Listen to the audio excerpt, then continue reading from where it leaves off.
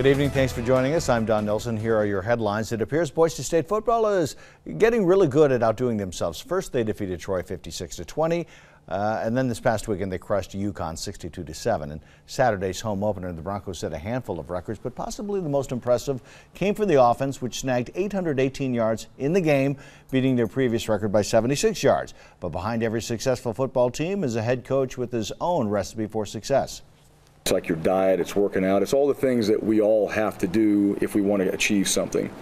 And a lot of that has to do with discipline. You know, can you actually do it over and over? And if it works for you, can you continually do it?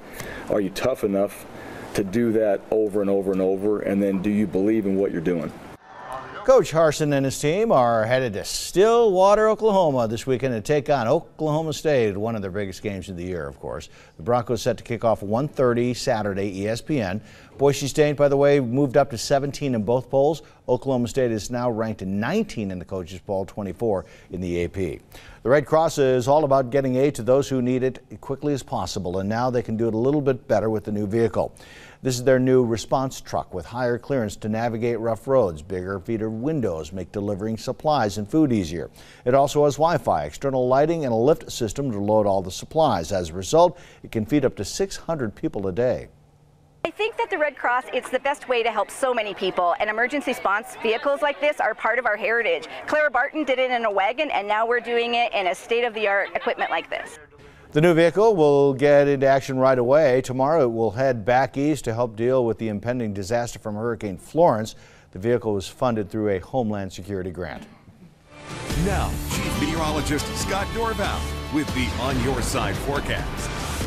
By the way, Hurricane Florence, a Category 4 hurricane, churning in the open Atlantic right now, but it is making a beeline to the mid-Atlantic states, and it is becoming very, very likely that catastrophic damage is likely in the center part of the mid-Atlantic states, somewhere north of Charleston, South Carolina, and south of Norfolk, Virginia. Probably the most likely location close to Wilmington, Delaware, and points inland, maybe around Raleigh. Massive flooding is a possibility. Look at the satellite view here of this thing just churning.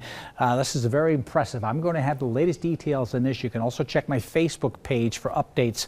I'll keep you posted on some great imagery so you can kind of get a track of the storm system as well. And don't forget to download the Storm Shield app. That'll give you everything you need. You can check everywhere. Check the latest hurricanes, one heading towards Florida as Hawaii as well.